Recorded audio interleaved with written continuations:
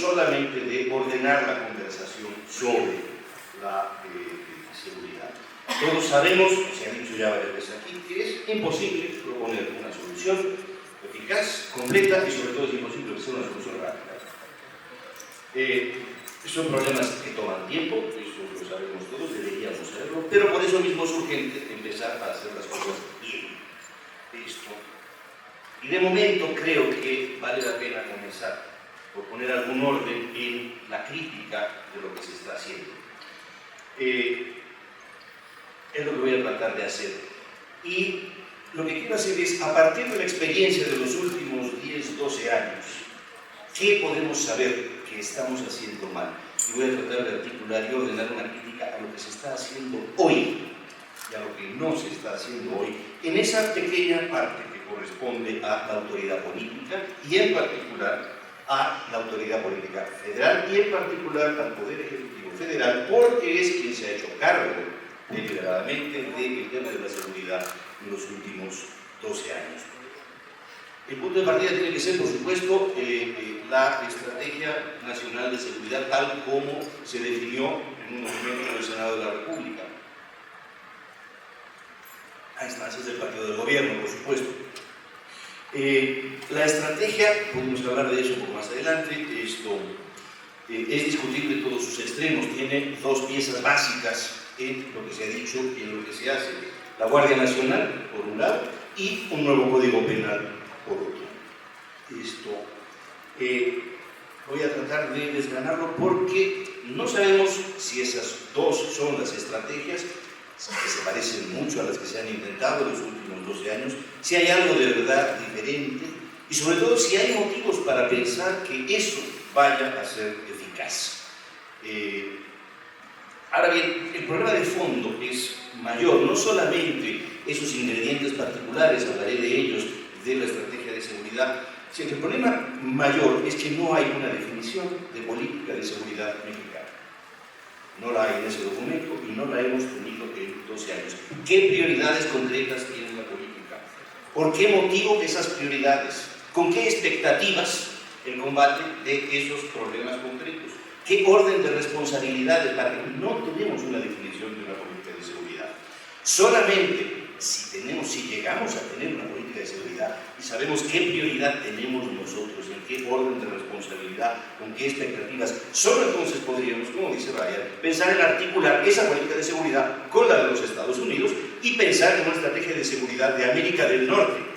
Somos América del Norte, porque de otro modo estamos en la peor situación posible. No tenemos política de seguridad y, en cambio, nos subordinamos a la política de seguridad de los Estados Unidos de manera impensada.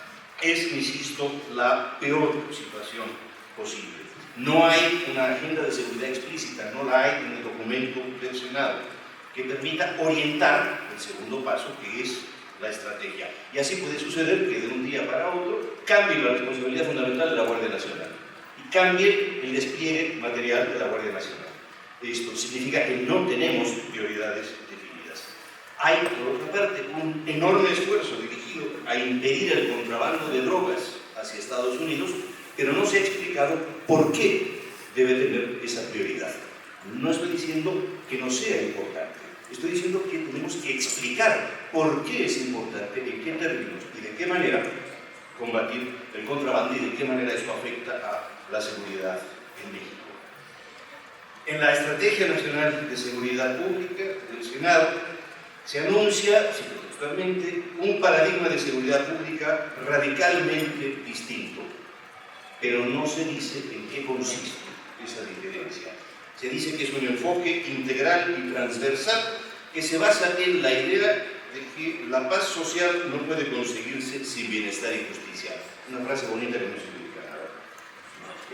En términos concretos, significa que se incluye como parte de la estrategia de seguridad, como los dos primeros objetivos de la estrategia de seguridad, el combate a la corrupción y la política social, empleo, salud y educación.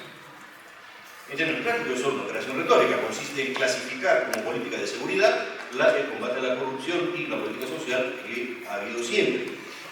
El propósito general de la paz social es extraordinariamente confuso. No podemos saber qué significa paz social. Hay cosas muy concretas que se pueden entender. Paz social no lo es. Y por otra parte, como procedimientos concretos para esa estrategia, para conseguir la paz social, solo se mencionan honestidad, coordinación y mejoramiento de las policías. No, es razonable. Pedir honestidad, pedir mejorar las policías y pedir coordinación. Pero es lo mismo que se ha hecho en los últimos 12 años. Los objetivos de la Estrategia Nacional de Seguridad dependen de dos hipótesis fundamentales sobre la naturaleza del problema. El problema, según el documento de la Estrategia Nacional de Seguridad, es el problema de la violencia, de la inseguridad, es causado por la corrupción y por la falta de empleo, educación, salud y bienestar. Y sobre esto hay que decir que podría ser, pero no hay ninguna información concreta que permita sostener ninguna de esas dos hipótesis. No hay ningún fundamento empírico para decirlo. No hay una explicación sólida, contrastable, que permita definir objetivos concretos y evaluar el desempeño del gobierno con esos objetivos concretos, porque las hipótesis no tienen ningún fundamento. Habría que decir qué corrupción, de quiénes concretamente, en qué lugares, de qué manera produce violencia o impide que se resuelva el problema de la violencia. Mientras no lo digamos así, es solamente aire. Pero por otra parte, tampoco hay un fundamento para afirmar que la falta de empleo o salud sea la causa de la violencia. Decir que la violencia es un problema causado por la pobreza, normalmente detrás tiene solamente aire. Pero por otra parte, si fuese así, tendrían que decirnos de qué manera, qué objetivos concretos de combate al desempleo, la pobreza o la falta de salud van a tener qué impacto sobre la seguridad. Lo otro es puramente retórica. Y los demás objetivos de la Estrategia Nacional de Seguridad están en un registro todavía más abstracto. La promoción de los derechos humanos, que está muy bien, pero no tenemos su nexo. Y la regeneración ética de la sociedad, otra vez sin mayor precisión. No se puede saber qué objetivos concretos ni con qué fundamento podemos esperar que esa estrategia tenga éxito. Pero hay un problema adicional si pensamos en el Ejecutivo Federal, y es la desconexión entre el discurso y la práctica. La desconexión entre lo que se ofrece, se propone en la estrategia y lo que en la práctica se hace. Las contradicciones que hay entre los objetivos que se proclaman y la actuación concreta. En la estrategia, por ejemplo, se dice que se va a reformular el combate contra las drogas. Y hay 4 o 5 páginas dedicadas a explicar eso, con un argumento que puede ser más o menos persuasivo a favor de la despenalización de las drogas. El argumento de la Estrategia Nacional de Seguridad es la despenalización. Literalmente dice, la alternativa inevitable es que el Estado renuncie a la pretensión de combatir las adicciones mediante la persecución de las sustancias. Y sin embargo, no propone absolutamente nada al respecto. Dice, habría que despenalizar, pero no habla más de eso. No propone nada concreto con respecto a eso. Y por otra parte, en el informe de labores de la Secretaría de la Defensa Nacional de este año, el capítulo que se refiere a seguridad interior está dedicado exclusivamente a las drogas. Exclusivamente a las tareas de erradicación e intercepción de las drogas. Que la estrategia dice que habría que despenalizar. Y cuando la Sedena se refiere, el siguiente apartado de su informe, a la seguridad pública, nuevamente habla de erradicación e intercepción. Y solamente en un pequeño párrafo, apoyo a las autoridades en áreas de alta incidencia delictiva, que no sabemos lo que sea. En sí misma, esa inconsistencia entre lo que dice la estrategia y lo que hacen las autoridades federales, dice que no está clara la estrategia, que no sabemos qué es lo que queremos conseguir. Pero sobre todo no está claro el objetivo, no está claro de qué se trata, por qué se hace eso. No se explica. Hay en el informe de la Sedena, en el informe de la Secretaría de Seguridad Pública, cuando le voy al Congreso, hay, por ejemplo, los números de hectáreas de marihuana erradicada en la Sierra de Guerrero, en Michoacán, en la Tierra Caliente, etc. Pero no se explica el nexo lógico o el nexo empírico por el que erradicar una hectárea de marihuana debería tener alguna consecuencia para reducir los índices de violencia. No digo que no la Haya, digo que no se explica, nos dice que se erradicaron hectáreas de marihuana, pero no hay una explicación de por qué eso tendría que ver con el problema de la violencia. No nos dicen por qué esa erradicación de una hectárea de marihuana en la montaña de Guerrero tendría como efecto reducir la violencia en la Ciudad de México.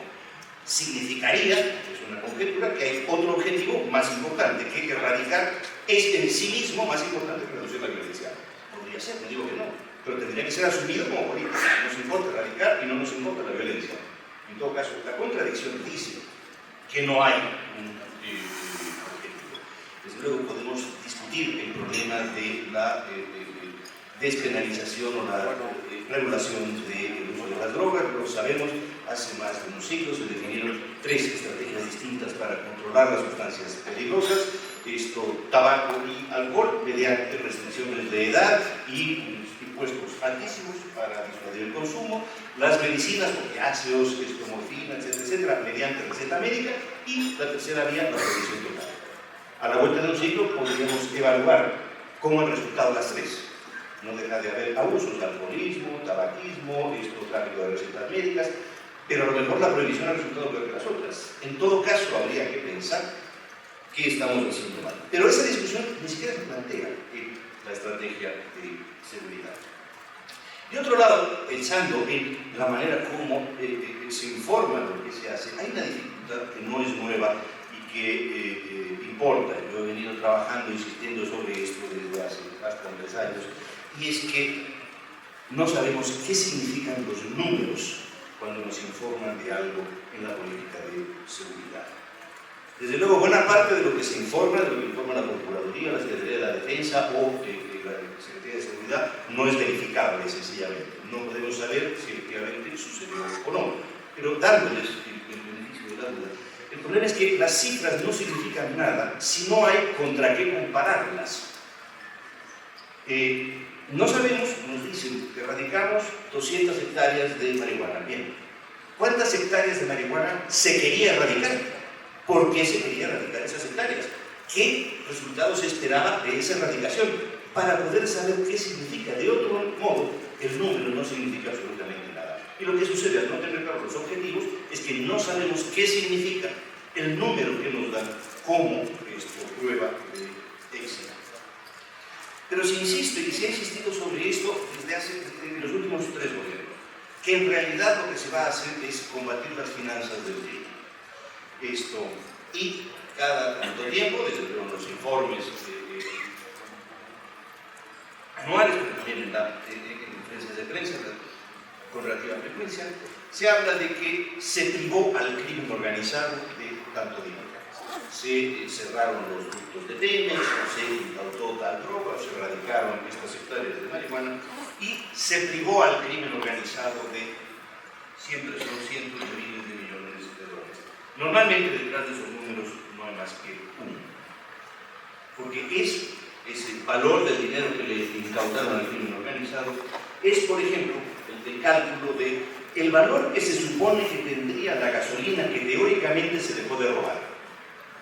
Es decir, a nadie le quitaron ese dinero. Sencillamente dicen que ya no se roba una determinada, y por lo tanto le quitamos al crimen organizado la cantidad de dinero. En cuanto se mira un poquito los números, se mira lo que hay detrás de los números. No más que humo, no le quitaron ningún peso a nadie. O bien se calcula el valor, se radica una hectárea de marihuana en Guerrero, y se calcula el valor que tendría esa droga si se hubiera vendido al por menor en el mercado de Nueva York. Otra vez, ese dinero no lo tiene nadie, ese dinero no se le quitó a nadie. Decir con eso que se combaten las finanzas del crimen es, dicho sea con respeto, una tomadura de pelo. Son medidas que no tienen sentido. Las medidas de éxito que se proponen no tienen sentido porque no significan nada, insisto, no hay con qué contrastarla. Solo tiene sentido, y aquí voy a entrar a algo del corazón de lo que me interesa comentar, solo tienen sentido esos números del dinero que le quitamos al crimen organizado, etc., a partir de la postulación de un sujeto imaginario que es el crimen organizado.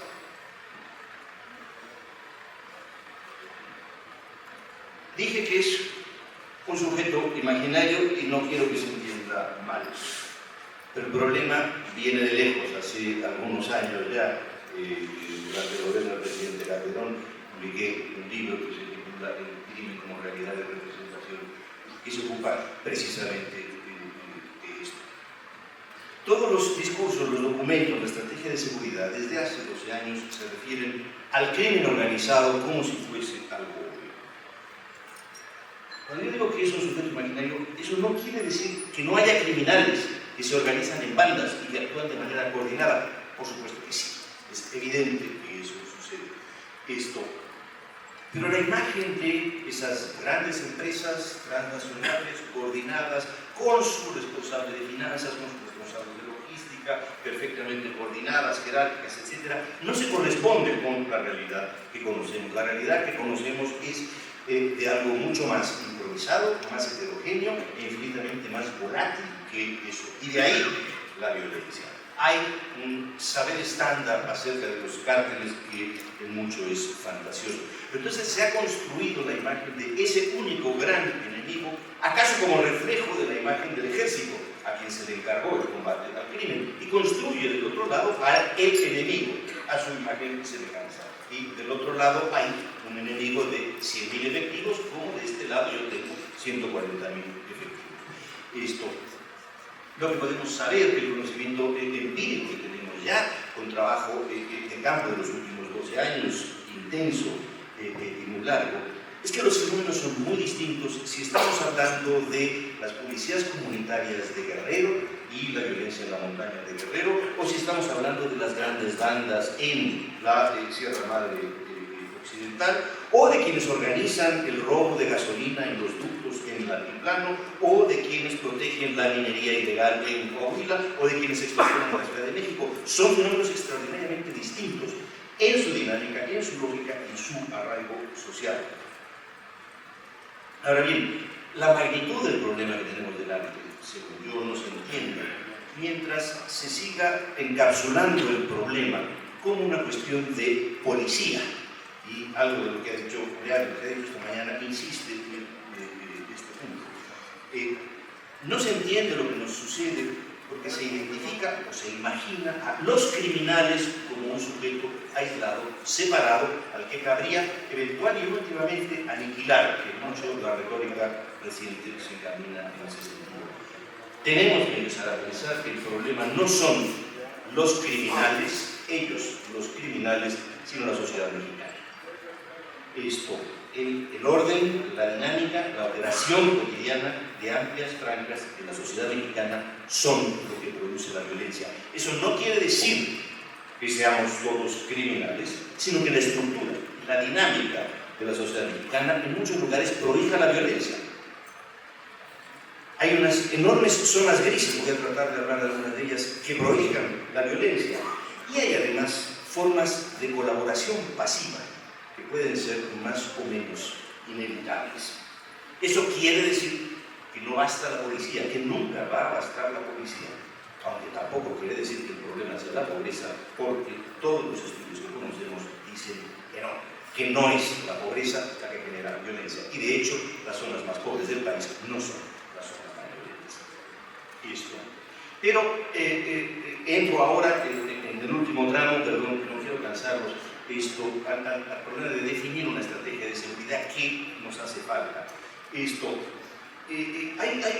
cosas absolutamente evidentes que faltan en la definición de estrategia de los últimos 12 años. Esto no es responsabilidad solo de gobierno. Primero, comenzar, lo que cualquier estrategia de policía hace es comenzar por distinguir los delitos de mercado de los delitos predatorios. Delitos de mercado, que son la venta de piratería o el consumo de drogas, delitos, digamos así, sin víctima, donde ni uno ni otro quiere que la policía intervenga, que son regulares, que producen orden, que estabilizan, ¿sí? Y que se combaten de una forma completamente distinta del delito predatorio. El delito predatorio, que tiene una víctima clara, que se hace una vez y no otra, requieren formas de intervención distintas, por supuesto. Entre ellos hay pasos importantes, entre ellos hay nexos, y se puede producir una deriva violenta de los delitos de mercado. Pero toda estrategia de policía tiene que saber que es distinta una cosa y la otra, y que el despliegue y preocupación de las prioridades tienen que considerar esa diferencia, si no, No hay una estrategia de policía, sino, efectivamente, solo un martillo que puede dedicar al cabo. Listo. En primer lugar, basado en eso, tenemos que considerar, tenemos que entender, otra vez, los estudios que tenemos permiten saberlo, la calidad de trabajo de ciencias sociales que tenemos en los últimos 10, 15, 20 años es realmente extraordinaria. En primer lugar, hay determinados factores estructurales en la sociedad mexicana, que favorecen altas tasas de criminalidad, o por lo menos tasas inestables de criminalidad. Factores estructurales que no tienen que ver con la policía y que revelan problemas que no se resuelven con policía. Voy a abreviar muchísimo. En primer lugar, estudiando la estadística hasta 2007, es decir, antes de que comenzara esta última ciclo de elevada violencia. Municipios y regiones con tasas altas e inestables de criminalidad y de violencia, municipios en los cuales la población se duplicó en 15 años, se duplicó o más en un periodo de 15 años. Es absolutamente inevitable, ¿sí? Es perfectamente entendible. ¿Por qué? Porque si Ciudad Juárez tenía 750.000 habitantes en 1990 y 2 millones de habitantes en 2007, aumenta la violencia. No hay servicios, no hay alumbrado, no hay escuela, no hay empleo, no hay, aparte de que ese crecimiento con esos volúmenes solo es de población migrante que por lo tanto no tiene vínculos con nosotros, etcétera, etcétera. Es decir, si detectamos eso, sabemos que vamos a tener problemas donde haya polos de atracción de población importantes y que por lo tanto se tienen que atender con políticas urbanas antes que con policía, porque la policía no lo va a resolver. En segundo lugar, sabemos y lo hemos visto, hay patrones de violencia en lugares, en regiones que cambian su vocación productiva. La región ganadera donde se descubre petróleo, o cualquier otra, porque hay ganadores y perdedores, porque se produce una inestabilidad social, etc. Y donde hacen falta políticas compensatorias para cuidar que quienes antes hacían productiva esa región no vean destruido su modo de vida. Por ejemplo, nos va a suceder cuando construyamos el Tren Maya. Por ejemplo, nos va a suceder donde quiera que haya una gran obra de infraestructura. Cambiará la vocación productiva de una región. Habrá ganadores y perdedores. Y hará falta una política compensatoria para cuidar eso. Esto también en lugares de tránsito intenso, también en lugares de aislamiento geográfico, como es la cuenca occidental del Balsas o la parte más alta de la Sierra Madre Occidental. Esto para decir que una estrategia de seguridad tendría que entender, ¿sí?, que hay factores estructurales de violencia que no se atacan con policía, sino con infraestructura urbana, con comunicaciones, con inversión productiva, con políticas remediales, etc. Esa es una parte del problema y de lo que pueden hacer las autoridades. En lugar de repartir dinero para que la gente no sea pobre, está muy bien, o no lo sé, pero no es el problema. En segundo lugar, hay algunas situaciones concretas que facilitan el recurso de la violencia, que facilitan la elevación, el alza en las tasas de homicidio. Voy a ver si lo explico con algún orden. En toda sociedad hay profesionales del uso de la fuerza. Gente que vive en un grupo social, que normalmente son gente entre los 18 y los 35 años, que viven de vender su fuerza física.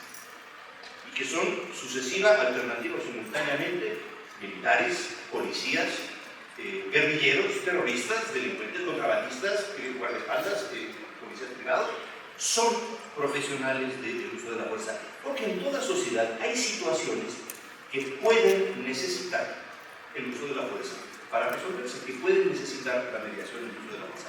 Por ejemplo, la ejecución de una orden judicial.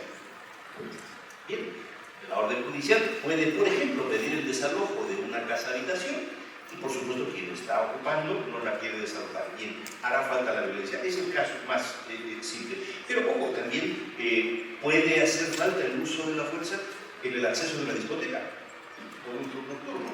¿Por qué? Porque el personaje que está alcoholizado y no quiere salir, etc., hace falta. Son situaciones perfectamente cotidianas, donde sabemos va a hacer falta, se puede necesitar el uso de la fuerza.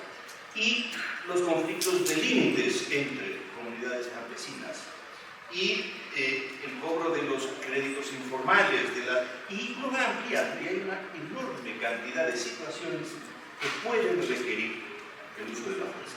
Y entonces en toda sociedad hay cuerpos formalmente encargados del empleo de la fuerza, militares por supuesto, policías por supuesto, pero hay un extenso mercado informal del uso de la fuerza, que va desde las compañías privadas de seguridad con registro, hasta las compañías privadas de seguridad sin registro, hasta los guardaespaldas contratados personalmente, hasta un enorme mercado informal.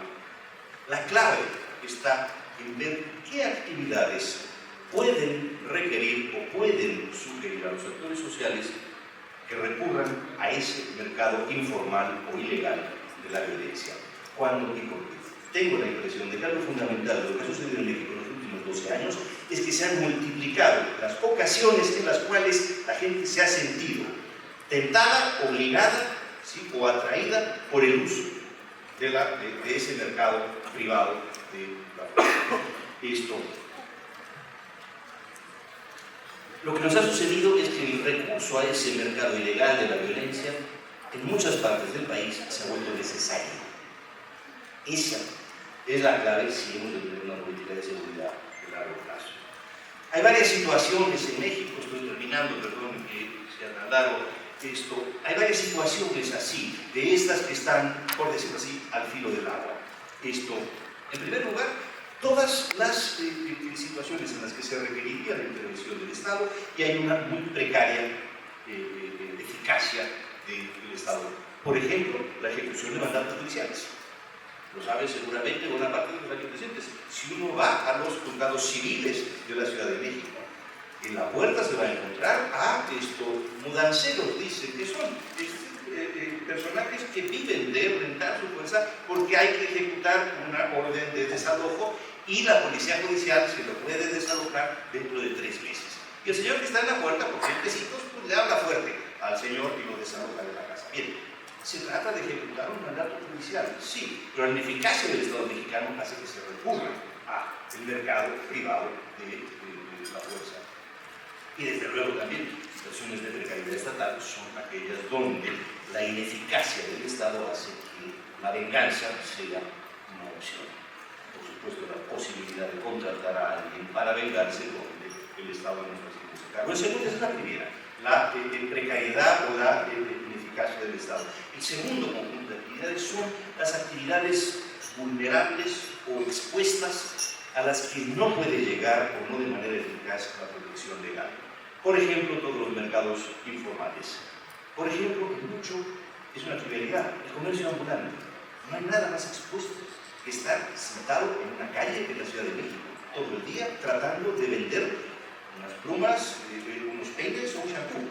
Necesitan protección, una protección que la autoridad no puede ofrecer y normalmente tendrán que, si la situación se vuelve extrema, contratar seguridad por su cuenta.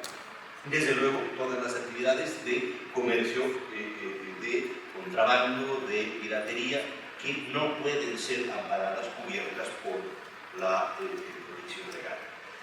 Desde luego, un tercer grupo de actividades que pueden necesitar el uso de la fuerza y que siempre están, como digo, al filo del agua, son las actividades ilegales necesitadas de protección.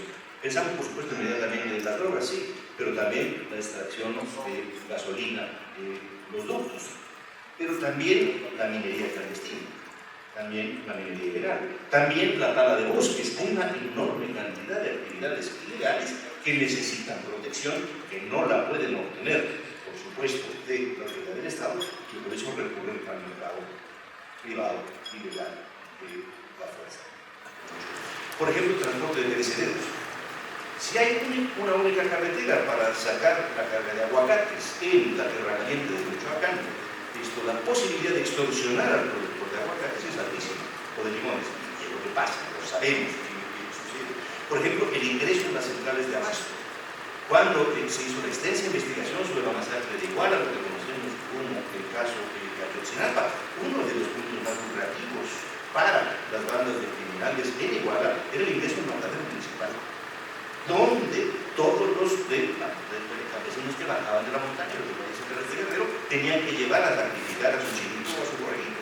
la entrada al matadero. Es decir, hay actividades o lugares con escasa comunicación, remotas, etc. Hay actividades, hay situaciones fácilmente parasitables a las que habría que prestar especial atención por eso, porque no cualquiera, si hay buenas comunicaciones, la actividad es absolutamente legal, etc., es mucho más difícil que eso sea parasitable. Entonces, la débil presencia del Estado, la ineficacia del Estado, la enorme economía informal, la magnitud de los mercados ilegales, todo eso favorece la existencia de un mercado informal de la violencia. Y son situaciones que siempre están al borde de la violencia. Una de mis tesis es que eso fue lo que nos pasó. En esa situación que era Puerto Rico, se desata una violencia. Y eso ya es una bola de nieve que crece. Es un último libro de Daniel Foucault hablando sobre la violencia en Colombia. Decía que, y tiene razón, y se nos aplica lo mismo, llegados a un cierto punto, después de un cierto tiempo, con estas cantidades de violencia, ya no tiene sentido preguntar por las causas de la violencia, porque la violencia es el contexto en que vivimos todos. La violencia es la causa, por lo tanto hay que plantearlo de una manera distinta.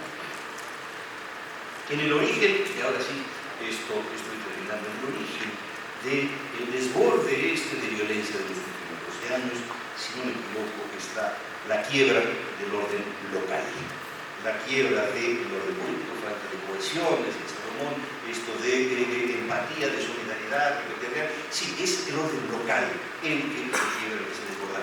Había, siempre todo orden local, un sistema de protección, límites y responsabilidad de actores informales, ilegales, etc., regulado por la policía y por el poder político, que no tiene que ser necesariamente violento. Ese acuerdo local es el de un modo de vida. Ese orden en México se quebró por muchas causas, por muchas razones. Perdió toda autoridad del poder local, por ejemplo. Y si mandamos al ejército y encarcelamos al presidente municipal y desmantelamos a la policía municipal, evidentemente desaparece la autoridad política capaz de articular algo en el espacio local. El resultado, sobre todo de la intervención de los jueces federales, fue que se generó una situación general de incertidumbre en el país, una generalización de la desconfianza entre todos los actores. Y la relación entre los actores violentos y la sociedad se volvió básicamente una relación predatoria, de ser una relación con frecuencia mercantil a ser una relación fundamentalmente predatoria. Importa recordar eso porque hasta ahora la estrategia, la que se ha adoptado, la que se ha seguido en los últimos 12 años, y eso no ha cambiado absolutamente nada, no favorece la estabilización, la reconstrucción, la recuperación de los órdenes locales. La idea siempre es que hace falta más fuerza, más policías, mejor armados, más castigos, más penas de cárcel. En eso venimos insistiendo desde hace 12 años. Y por eso se llama el ejército, es el último extremo de todo el énfasis que se pone en coordinación, en la práctica en México ha significado subordinación. Y llega un general del ejército a coordinarse con el presidente municipal o el jefe de la policía del presidente de Yucatán. Coordinación significa algo distinto. Y esto dramáticamente en la Estrategia Nacional de Seguridad de que presentó el Senado, se dice, hablando sobre la participación de fuerzas federales en espacios locales, al ciudadano no le importa si son fuerzas locales o federales con tal de que le resuelvan el problema. No, sí le importa, por supuesto que le importa. Nada le importa más que si conoce o no conoce, si le tiene confianza o no le tiene confianza al policía que se va a ocupar. Por supuesto que le importa. En el plan nacional dice que no, es seguir la estrategia de centralización y de concentración. Por supuesto es posible que haga falta el ejército o la Guardia Nacional. Habría que saber y decir y explicar por qué, en dónde y para qué, con qué objetivo concreto. Esto, ahora bien, en cualquier situación, el ejército no es la solución porque no puede producir un orden estable. Recordemos aquella frase de Gaulle: con las bayonetas se pueden hacer muchas cosas menos sentarse sobre ellas. Esto, para empezar entonces, termino, a caminar hacia una solución, hacia la definición de una estrategia de de seguridad, habría que reconocer en primer lugar que hay factores estructurales que hacen a la sociedad en determinados lugares proclive a la violencia, y no es la pobreza el problema. En segundo lugar, que hay en México un grave problema con el régimen territorial. Nuestro régimen territorial, gobernadores, presidentes municipales, es profundamente disfuncional. Se imaginó y se diseñó para un sistema político que ya no es este, ya no funciona, y buena parte de la violencia deriva de eso. Ahora bien, la condición indispensable para la eficacia de un sistema de policía, procuración de justicia, seguridad pública, administración de justicia, es la confianza de la población en la policía. No hay otra condición aparte de esa que haga posible la procuración de justicia. Todo eso significa la necesidad de reconstruir el orden local. Es una tarea extraordinariamente compleja, pero no hay otra. En los últimos años hemos vivido esto, si me permite una explicación larga, con la crisis del régimen revolucionario adquirieron un poder irresponsable los gobernadores sin capacidad real para resolver sus problemas. Y cuando vino la transición y se hizo cargo de la presidencia del presidente Fox, los gobernadores hicieron con él lo que quisieron. A partir del presidente Calderón, entonces, en contra de eso hubo una reacción centralizadora, una inercia centralizadora que sigue hasta la fecha, que sigue hasta el día de hoy, concentrar cada vez más, centralizar cada vez más. Enviar al ejército a ocupar el territorio es la decisión más dramática de centralización que el país puede imaginar. Y por supuesto la urgencia de resolver el problema nos lleva a querer soluciones voluntaristas, que alguien se haga cargo y que responda él solo por resolverlo, concentrar el poder, mando unificado, Guardia Nacional, etc. Sería hora de reconocer que el país es demasiado complejo y que no hay una alternativa a la reconstrucción del orden local donde se pueda producir esa forma de comunidad de la que hablaba. Claro, ya hablé mucho.